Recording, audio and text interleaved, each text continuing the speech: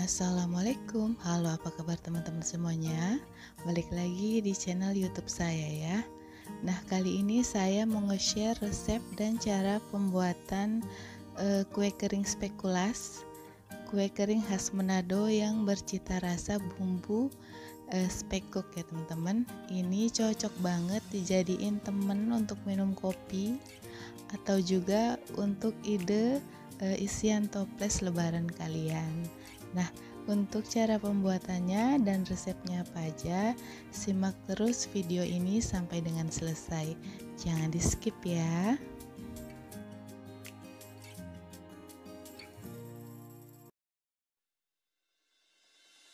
Oke, untuk bahan-bahannya di sini saya udah siapin mentega dan butter, gula halus, gula palm, susu dan maizena.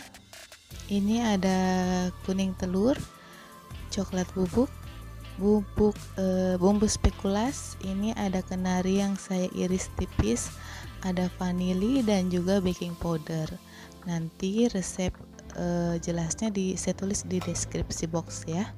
Nah, untuk langkah awalnya ini kita saring dulu gula halusnya ya teman-teman, supaya gula halusnya itu halus, nggak menggerindil ya.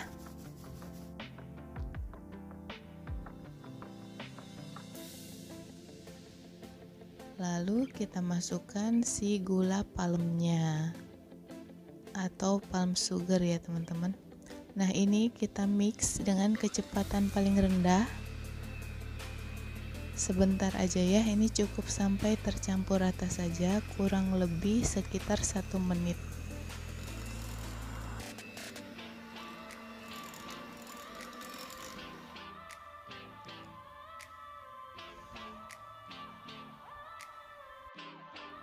Nah, setelah itu kita matikan mixernya, lalu kita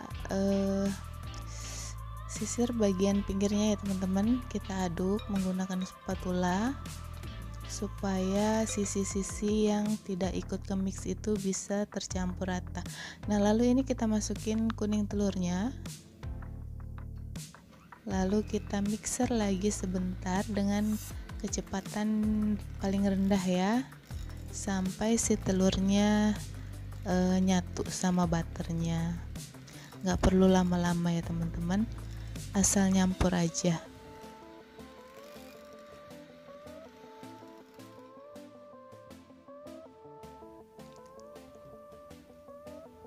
Nah, ini bagian pinggirnya kita sisir lagi ya teman-teman, kita satukan. Setelah itu kita masukkan maizena sama susu bubuknya, terus masukin semuanya ya, bahan-bahan yang sisanya. Ini coklat bubuk kurang lebih 2,5 sendok makan. Nanti pokoknya resep jelasnya tuh ada di deskripsi box ya, nanti saya tulis. Terus ini bubuk spekulas, kenari, baking powder dan juga vanili. Nah, ini kita aduk dulu pakai spatula ya teman-teman, supaya bubuknya itu nggak berterbangan. Jadi kita bantu dulu pakai spatula ngaduknya. Oke, setelah itu kita bantu aduk pakai mixer dengan kecepatan yang paling rendah. Sebentar aja ya, ini nggak perlu lama-lama teman-teman.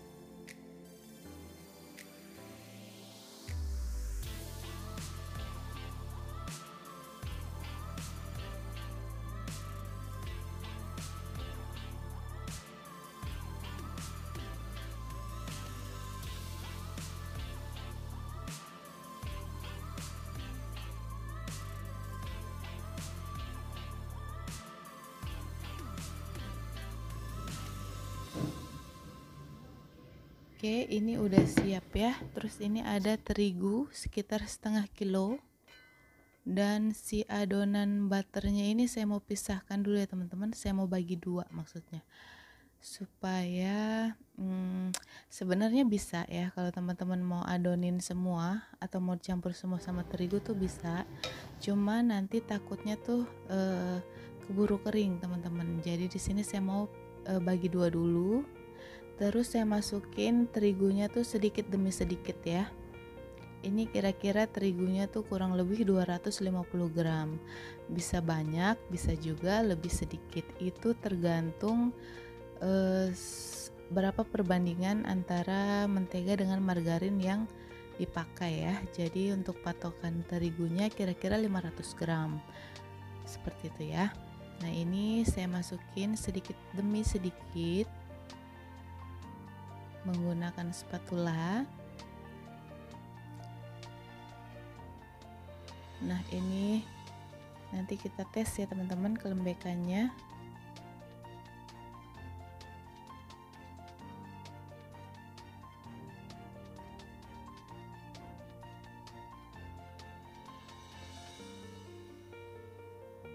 Kita pegang dulu sedikit, dan ini tuh masih terlalu lembek ya, jadi kita tambahkan terus terigunya sedikit demi sedikit gitu ya.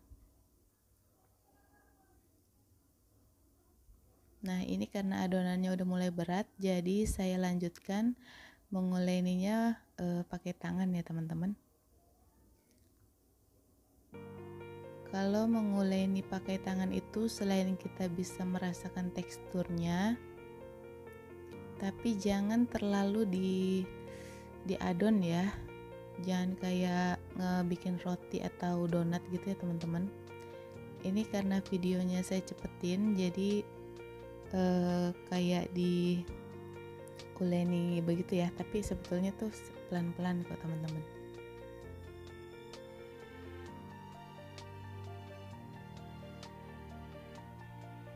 Kalau terlalu kita tekan nanti si minyaknya itu keluar teman-teman, butternya meleleh. Jadi pelan-pelan aja ya. Nah kalau merasa masih agak lembek bisa ditambahin sedikit demi sedikit sampai nanti kita dapetin adonan yang pas ya, yang nggak lengket dan nggak terlalu keras juga gitu. Nah ini udah siap untuk dicetak ya teman-teman.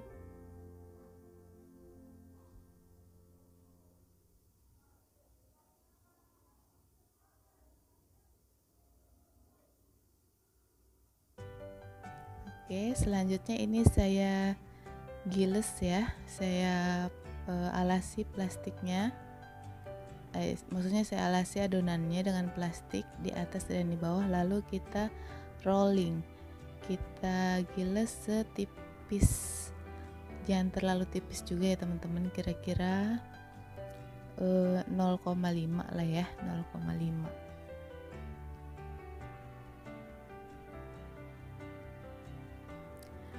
Kalau terlalu lembek adonannya nanti ketika dipanggang melebar teman-teman gitu, jadi harus pas ya. Nah ini selanjutnya saya mau cetak menggunakan cetakan seperti ini ya, segi panjang atau bebas ya teman-teman, mau di spuit boleh, mau model apa aja boleh. Tuh kenarinya kelihatan ya teman-teman di adonannya. Ini tuh enak banget ya, berasa banget bumbunya. Setelah dicetak lalu kita pindahkan ke loyang ya teman-teman. Kalau untuk kue kering loyangnya itu nggak pernah saya oles apapun teman-teman, nggak pernah saya oles margarin ya. Nah ini nanti kita lakukan sampai semuanya selesai seperti itu ya. Kalau ini sudah selesai digilas, nanti adonan yang butternya tadi kita sisihkan itu kita campur lagi juga ya sama terigu. Nah ini udah jadi hasilnya, 2 loyang plus 1 loyang kecil. Ini oven saya sudah panaskan ya teman-teman. Sambil nunggu panas saya mau olesin permukaannya pakai putih telur. Ini putih telur yang kita kocok lepas, lalu kita olesin di permukaan kue supaya mengkilat ya teman-teman. Lalu kita topping atasnya, kita kasih hiasan kenari yang sudah saya iris tipis. Nah, ini nanti kita mau oven di suhu kurang lebih 120 ya. Sesuaikan dengan oven kalian masing-masing. Jangan terlalu besar apinya ya, nanti matangnya nggak rata.